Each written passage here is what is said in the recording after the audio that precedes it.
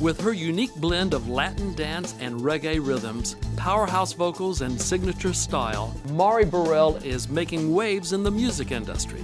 But it's been a long road to get to where she is today with a lot to overcome. And she's here to share that journey. Welcome to Lifestyle Magazine. This is Lifestyle Magazine with your hosts, Lionel LaMountain and Mike Tucker.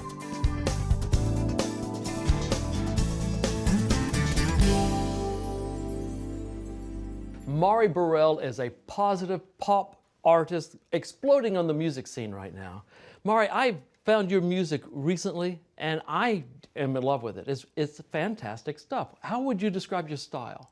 Wow, well, thank you so much. I think my style is pretty fabulous, actually. Well, it's good. It's good to have that opinion. Yeah. Yes, it's a little bit different than what you would hear normally just because it has a flair of that Latin, that pop, that reggae, and then just my gaudy fashion. But put it together, and what do you get? Yeah. Amazing. Well, yeah, I do like the fashion, though. I mean, I saw videos of you with hair that's all kinds of different hair. That's exciting. Yes, you got Walmart hair, post office hair, anything hair. I'm from Texas, and your big hair makes Texas big hair look small at times. So it's good stuff. That's great to hear. But you just look like you're having fun, and you're a fun person to be around, and it's a style that's all your own. That's the key. And when did you start thinking about writing music and going into the music business, or was there ever going into the music business you just want to do music? What was that journey like? When did it start? Yeah, I mean, it started way back when I was a little girl, at least wanting to sing when I was 9 years old, sitting at my grandfather's piano after watching him play on that piano. And then just over the years singing in school and traveling for churches and being a worship leader. Was that the type of music your grandfather played, church music, or? He kind of did. He was kind of a rock and roll guy too, but but then he started to sing a lot of worship too, so that was my inspiration. He was amazing. And that was a church influence, maybe? You said you started leading out in church and playing at church? Exactly, yes, yeah. I think a lot of musicians today got their start in church. That's true for country, but it's true for a lot of pop musicians as well.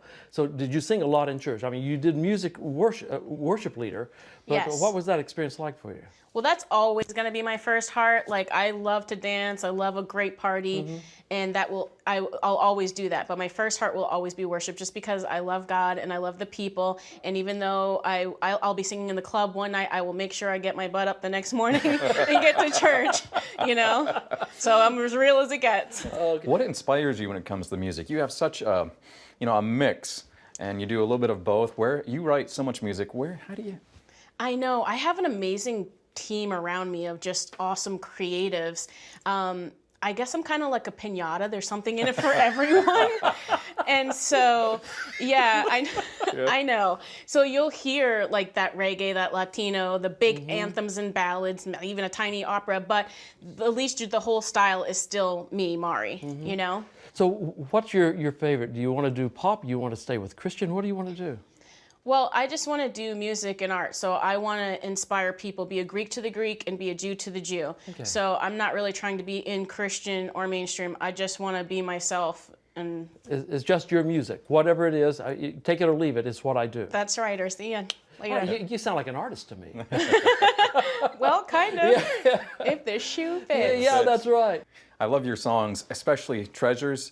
And the words, he turned my ruins into treasures. And it just seemed like there's something behind that phrase, behind that song. What's the story to you from that song? That means so much to me. I was at a point in my life where I have always gone through certain things. I'm literally the poster child for she can make it, anyone can. I love it. But I remember throwing myself across the bed and being so desperate and being like, God, you said you were going to do this and this for me, and here I am. I'm just broken. I'm done. Like, I was physically ill, having marriage problems, any kind of problem, financial problems, you name it, and I was at the bottom of the barrel. And literally, he started to just whisper those words to me. I'll take your ruins and I'll turn them into treasure. I think a lot of people know what it's like to be at the bottom of the barrel Yeah. with a lot of stuff on top of you at the bottom of the barrel. Yeah. And, so how long ago was that? Because, you say way back when, but compared to him, you don't seem, No, you seem very, very young. I got socks older than the kid, so come on, how long ago was this? Well, when I wear my gray wig, I do look about 64. No, but, I don't believe that for a minute. Not for a minute. no, this was actually this past few years, and you don't look old. Please don't encourage him. Listen to her. She's Okay, nice. yes, Go sir. ahead. This was actually this past few years. I'm actually still like a work in progress, and I probably We all are. always will, which is why I think I'm relatable to people, because Yes. I will never try to be anything that I'm not, or pretend to be perfect. I can kind of look awesome, but I still go through daily struggles. So the things that were going on in your life, you talked about your marriage. That's something I want to get into maybe in our next segment, if that's a possibility. But even you, this wonderful Christian artist and pop artist, you had even marriage problems. Oh, the worst. I mean, I did marry a Mexican, might have something to do with that. I'm not even going to touch. I don't know where to go with that. I'm just kidding. He's marvelous and he makes great food, but wow, I would love to speak about that to inspire some people, because we have been through it, but we're still going through it, but we're doing it. All right, we're going to talk about that more when we come back, but I need to take a break right now. But you keep that in mind. We're going to come back to your marriage, all right? Okay, great. And we will be back with more right after this. Stay tuned for more Lifestyle Magazine.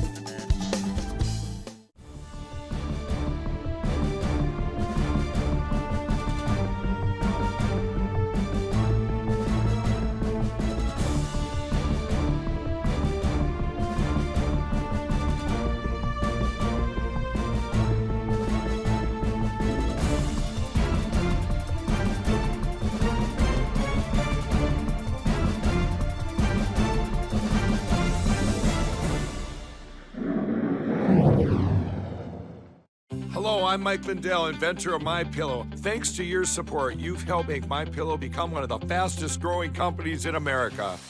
Over the last 12 years, you've helped MyPillow create thousands of jobs right here in the USA. When I got my pillow, I'm asleep almost immediately. I stay asleep at night and I wake up more well-rested in the morning. That's why I invented MyPillow.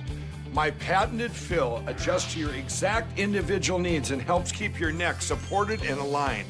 I'm interrupting this commercial right now. Retailers have canceled MyPillow, and to thank you for your support, I'm gonna pass the savings directly on to you. Go to MyPillow.com right now to get deep discounts on all MyPillow products. For example, you can get my premium MyPillows, regularly $69.98, now just $29.98, the lowest price ever. For the best night's sleep in the whole wide world, visit mypillow.com.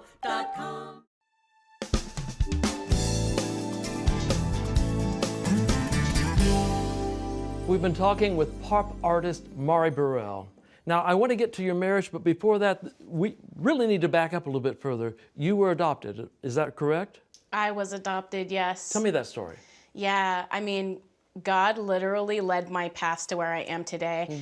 I was a little 6-month-old baby, and I was handed over to my mother, Linda Burelle and Gary Burelle, and they just took me in, and they're the reason why I'm here today. I mean, I would go back and visit my biological mother, but I mean, I was beaten to like a bloody pulp, physically and emotionally in every way. Biological mother? Yeah, and it was just so hard, and I made the decision that I wasn't going to grow up to be like her, and that I was going to stick to my guns. My actual brother, my biological brother, he was going to be adopted, but they couldn't take him as well, and he's actually no longer living today. So I know. Is that right? Yeah, it's tragic.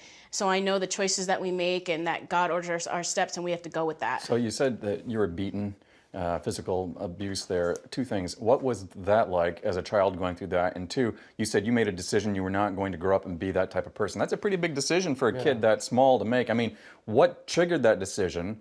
And what was that experience going through your mom? Can you remember all those questions? I'm just curious. Yeah. What was it like to go through it? Yeah, it's a lot, but when you have to grow up fast when you're in a situation, in an environment like that. It's like survival mode. You're like, I don't know. I would get beaten for ducking from the beating. You know what I mean? Did you ever fight back? I really didn't. I honestly, it was just such a whirlwind. I just kind of let it happen. Try to survive. Yeah, you're just trying to get to the next day and to the next second. It wasn't until finally one day the state saw me in such disarray, and I was just so bad that I never had to go back. But honestly, it was the worst moment. I would wet the bed, honestly, until I was 15 years old. So traumatic. Yeah, it was really horrible. Actually, people don't know that, so I'm telling you that. But, you know, it was really traumatic for me. Why did she beat you? I mean, what was the...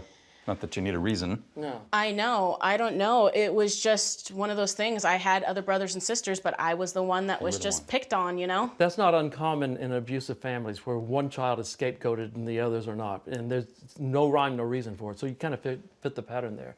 Yeah. Do you think that impacted your marriage? I think it had a lot to do with that because there were things in me. See, I would always, and I think a lot of women do this, they just blame just the spouse and the husband, and they're the reason for the divorce, and you're the reason I'm like this. No, you've actually need healing yourself. Maybe you've gone through something. So I had to fix things in myself, in my life, and go back to my childhood and make sure that I wasn't taking that onto my new phase in life. You can't, you know, Judas, for example, he hung himself. You know, he didn't have to do that. The grace was there. And I feel like we do that sometimes. So I wasn't going to just hang my marriage. I was like, no, I'm going to fight and fix myself as well. How much are you willing to share with us about what was going on in your marriage? And again, I don't want to pry. I mean, obviously, but this is not, I don't want to attack you or anything. But reveal what you want to reveal there. Yeah, listen, I'm an open book. I want to be able to touch people's lives. And there's a lot of people that are out there that just look like everything's okay. Yeah. No, it's not. And I just want to be real. So for sure. So what was going on in that marriage? Well, honestly, my husband and I would also beat each other to a bloody pulp. Really? And this is the first time I'm saying this to anyone. People don't know the details. So if this is how it's got to be, I would love to share it. So but you're both violent toward each other? We were violent. And then also with words. We cut each other down so much, and that opens up the doors. You're always saying horrible, mean things to each other, and you start to see them come to pass because you get what you say, you know? How soon did this start into the marriage? Was it a couple of years? Was it soon? It was honestly like right into the marriage. Wow. And we were in church and everything. That's what, imagine without God, we wouldn't be here. Yeah. Again, it doesn't, the instances of abuse within marriage are really very little in the church difference between in the church and out of the church. It's about the same statistics. So you're not running counter to the statistics in sharing that with us. Yeah. So this was a mutually abusive relationship. Both of you attacking each other with words and physically as well. Correct. So what changed? We decided, listen, we're either going to do this, especially as me getting closer to launch with music and really have a platform. I actually went to him and I said, listen, if I'm going to go out there, we're either going to stop this now, or we're going to fix this and we're going to continue and be an example to people, because I don't want to go out and just get a divorce. You know, he was honestly my second boyfriend in life. I was not with a lot of men. And so I was like, it's either you or it's nothing. And then also for my daughter, I have a 10-year-old daughter with him, and I didn't want her growing up seeing that and to continue and to be in that mess in that environment. Did it affect her at all, you think? Has it affected her? Or? I mean, she's an only child and she's smart and beyond her years. And so I would think so. And we had to take responsibility as parents. So you decided between the two of you that you were going to get help for this. Yes. Where did you get that help? First, we had to make a choice with each other, but then it's also laying down your pride and saying, I need help, and going to see a counselor. So we felt comfortable with our pastor. And that was actually in New York. And we would start to see him once a week. And then also, if I was traveling, we'd also Skype with him. You realize that the statistics for abusive people is that only 1% will ever change without significant long-term intervention, professional intervention. The two of you deciding, this runs against all the statistics. I mean, what do you attribute this difference to? I just believe that it's honestly God's mercy. I mean, like I said, I'm not the most religious person in the world, but you can see it with your own eyes. Yeah. Without him in the center, you're not going anywhere. It's not going to happen. So you need him. And so we decided, listen, we are going to do this for him, for us, and for our daughter. And if not, then we need to cut the ties right now. Tell me the process you went through with the pastor. Oh, well, we sat down and, you know, honestly, it took a lot of having to open up and be honest instead of just trying, because it's like going to the doctor. If you don't tell everything and tell each and every single symptom, even though it might be a little bit embarrassing or hurtful to your pride, then you're not going to get the right prescription. You're not going to get the right answer. So being able to humble ourselves in that situation where you're feeling like I need to defend myself and feel guarded, was very hard. But when we did that, as soon as we opened up the doors, the wound started to heal. And then also just following the protocol. Hey, now we've said it. How do we fix it? What's the solution? What's the next steps? You know? So this was a mutual thing, the two of you together saying, we can't hurt each other this way. Exactly. We need to find out what's going on. Exactly. Your abusive past, do you think that lent itself to making you more susceptible to dishing out abuse, as well as picking a husband who might also abuse you? I think it has somewhat to do with that, but like we have a choice. It's a free will. You know, I chose to be like that, so I needed to choose to change and to do better. You know, he chose to be like that. It's a choice. You know? accept a responsibility for this thing. That's You're amazing. not blaming anyone, are you? No. Plus, you're a I'm very not. strong woman. Well, I am pretty strong. She could be I'm not Peanut. Don't mess with me. Well, I think that you have to be strong to be willing to share something like this on such a public forum. But I think your sharing is going to help a lot of people. And we're going to talk about that more when we come back right after this. Okay. There's more to come on Lifestyle Magazine. Healers from God, a devotional filled with practical yet inspirational teachings and real-life experiences with real-world application which will encourage the reader. Order your copy today at Amazon.com or motivatedbylove.org.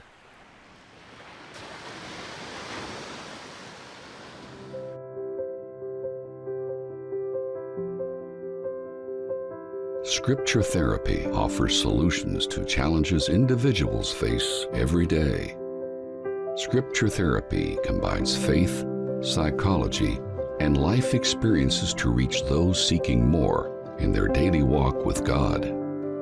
The authors, Lester and Roxanne Trichet, have blended their skills to produce a powerful book that has the potential of helping people from all kinds of backgrounds and systems of belief. The Trichets are a dynamic duo. It is a must-read for anyone who wants to enhance their spirituality and improve their happiness quotient on day one. Available on Amazon, Barnes & Noble, iTunes, and www.scripturetherapycenter.com.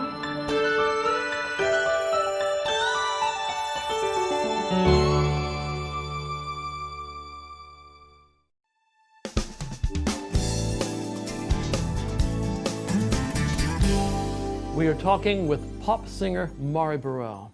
Your story is fascinating to me, and I know that a lot of our viewers have got to really resonate with you. You're about as human as anyone else. You came from adoption, an abusive mom, entered into an abusive marriage that was mutually abusive, and yet the two of you got help and changed your life. Is that a part of your message to people? You can change. Yes, absolutely. There's new grace every day, and you may absolutely mess up every single day, but the point is don't stay there. Keep moving forward. And there was a time where I wouldn't have been able to speak about this, but now, you know, there's no more tears. There's no more guilt or anxiety. It's like, no, now I want other people to hear that I'm healed, I'm whole, and I'm now moving forward in life. Wonderful. You know, you're so happy and your heart is so open. Yeah. It's such an encouragement to us, and people will be seeing this or watching this. I've been wondering, though, if I would have gone through that, my reaction probably would have been different, maybe not as mature as yours. Your mom, your biological mom beat you. Do you hate her? I mean, where did that relationship end with her? Or where is your relationship with her? What's going on there? What happened? I actually contacted her a few years ago when I was finally ready. And when I saw her, she was like a mess. She had like no hair. She could barely see. I guess diabetes had gotten to her really bad. She was in a really terrible place. And I felt like that was punishment enough. And I just felt such pity for her that I said, you know what, I forgive you. And then I actually prayed for her. You I said did. that to her? What was her reaction when she heard you say that you forgive her? She just broke down. I mean, it takes a lot because I don't think she ever thought it would because, I mean, that was like over 20 years since I had seen her last. Did she realize that what she'd done was wrong? Sometimes you say abusers don't realize this. Yeah. She ended up being repentant. I don't think that she would change, and which is why I'm not in constant contact with her right now. But at least before God, I did my part, and I forgave for myself so that I could move forward. So you forgave her. That doesn't mean reconciliation always if a person is not safe for a relationship. Not always, and you made no. that choice to forgive and yet remain distant from her. Exactly. All right. That's a healthy choice, by the way. Yeah. I applaud you. But talking about health, you've had some other physical health issues, haven't you? I have. Actually, over 2.5 years ago now, I was in a hospital bed dying. Nobody knew what was wrong with me. I was about 300 pounds, overweight, really distressed in my life, which was when I was working on that Treasure album. My face had slid. My body couldn't move. The doctors didn't know what was wrong with me. I was told maybe stroke, cancer. I had MRIs, CAT scans, every blood work. I was just in a hospital bed, and I was like, God, is this it? Because you told me when I was a little girl I was going to go over the world and share my story and my music. And I remember being there, and he just told me everything was going to be okay. But it was a really scary moment for me, and I changed things. Sometimes you need to go through something like that and just be broken, because now physically I'm also healthy. I still like my comida, my foods and stuff, which is why I'm still fun size, but at least I'm not 300 pounds. Now there's a healthy balance. You've lost a lot of weight then. Yeah. You're not 300 pounds now, anywhere close. No, I'm actually, I think like 180 now. Oh my goodness, she is really brave. Yeah, you said that right on television. Right on Only television. 3 million people would be watching this. Yeah. So. Hey, well, I'm not going to be like, I'm 120. Yeah. It's not really there. So. Was there a turning point in that health journey that you can think back and think that this was the moment that something happened? You got out of the hospital bed, or you got some news, or something happened? Well, they kept on giving me pills upon pills, and nothing was working. And I was like, okay, enough. No more. I'm not taking anything else. I did. And so I prayed, and then I actually just started eating vegan and gluten-free, and just taking just vitamins and starting. I had to like crawl. I was like, I had to walk. I had to like just move my arms like this to get any exercise, do anything. Whatever you have to do it. Whether you have to crawl or roll to get there, but do it, you know? Yeah. Would you take all of these things together, the abusiveness, the health issues, the marriage, are messages in your songs? Or then what do you want your fans to take away from when it comes to your music? Man, I just want them to hear the positive inspiration about it. Music can be awesome, but sometimes, the message behind it is so poor. So I make hot beats and hot music, but with a positive message and without being so religious. You don't have to say Jesus in every word to get your point across. Why don't you live it through action? Even the way you dress, you know what I mean? You don't have to wear a cantata costume to say, hey, I'm a Christian. You can still look awesome and fabulous too. Yeah. And you do just that, by the way. Well, stop, tell me more. Yeah. But I like the positive message you give, because basically you've accepted responsibility for your own mistakes, and you're saying we have the power of choice. It's rare in this day and age. Yes. It is rare in this day. You haven't seen yourself as a victim, but as a person with powerful choices. Yes. And does that come across in your music? Absolutely, yes. I think that from tunes like Alive, I'm still here, but not just physically, but I'm now alive and revived in my life, in my music, in my art, in my family, finances, everything is again. And God really did take my ruins and turn them into treasure, because I'm really starting that fairy tale ending. And now it's only the beginning, which is great. Yeah, that's right. You strike me as a person who decided to take charge of her life. Yes. It's really inspiring to me. I hope to other people who are watching this. Absolutely. Yes. And I'm going to have to take charge of this segment and end it right now. And we will be back with a final word right after this. Stay tuned. We'll be right back.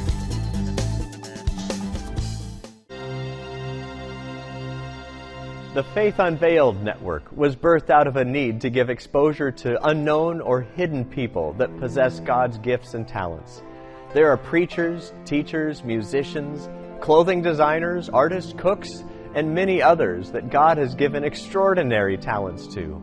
God is raising up these people in His kingdom that will glorify Him.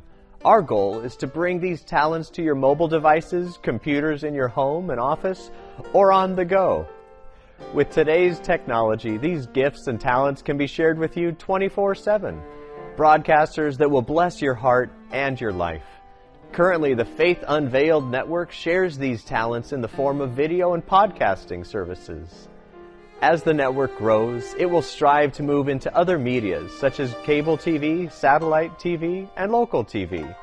The goal is to enhance the experience of the network's TV shows through networking resources and communication activities that become available. The ultimate goal of the network is to build and bring unity to the kingdom of God through its broadcasters. via the internet, social media, mobile apps, and other available resources. By facilitating the use of the gifts of the Spirit, according to 1 Corinthians 12, 4 through 11, on a global level, each broadcaster brings their own gifts and treasured talents. Enjoy each moment, each broadcaster's TV show, and let them and us hear from you. We'd love to know that you're watching their programs and being blessed by their God-given gifts. Thank you for watching FUN, the Faith Unveiled Network. Thank you for watching FUN, the Faith Unveiled Network.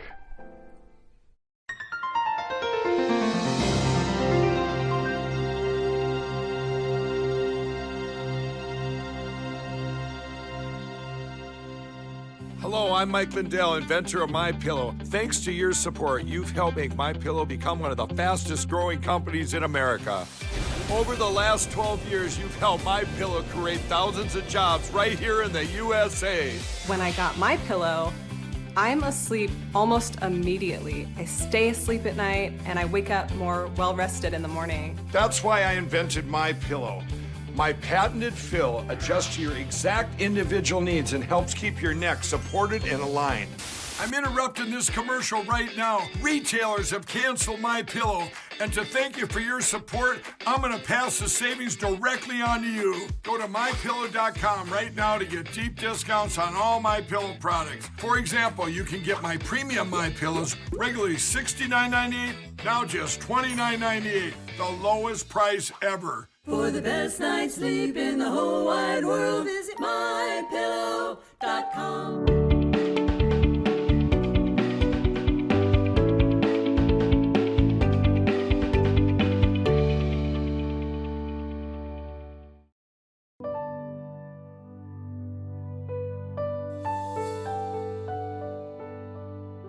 We are visiting with pop artist Mari Burelle. You have shared with us your story of adoption, abuse as a child, mutual abuse in your marriage. How did you get out of all that? By the grace of God, and because I made the choice to move forward no matter what life looked like, felt like, and here I am today. So you didn't see yourself as a victim, you just said, I can change this, I'm going to. Instead of being the victim, be the victor. At what point in your experience did you realize that you are valuable, that you are deserving? Yeah, there comes a time where you have to say, I'm not insecure, but then there's also a difference between pride and confidence. Yes. So that confidence came upon me that, hey, you know what? I'm going to take this and I'm going to share this with other people so they don't remain in that same situation. So you can change, no matter where you are, no matter what your past is, you've got the power to choose. Absolutely. Thank you so much for sharing with us. What's your next project? My next project, most exciting and my favorite project, is called Have Yourself a Mari Little Christmas. I love it. A Mari Little Christmas. Yes, That's and good. you'll be able to see and hear that in the upcoming parades, the Nashville Christmas Parade and the Philadelphia Thanksgiving Parade. That is awesome. And we can find that where? At MariBurelle.com. Any original songs, or are they classics? Well, these are classics, but with a major twist. Think Margarita with a little... I look forward to hearing it. Again, what is the message you want people to take from the show? That we can do this together. You can make it. If I made it, you can make it. It's going to be a process, but you will get there. All right. It's all about the power of choice, isn't it? Yes. Thank you again for being here, and thank you for being a part of this one as well. We look forward to seeing you again next time. But until then, you take care of yourself. Bye-bye. To get a copy of today's offer, please call 888-940-0062. That's 888-940-0062. Or you may write us at Lifestyle Magazine, P.O. Box 7729, Riverside, California, 92513. And be sure to visit our website at lifestyle.org.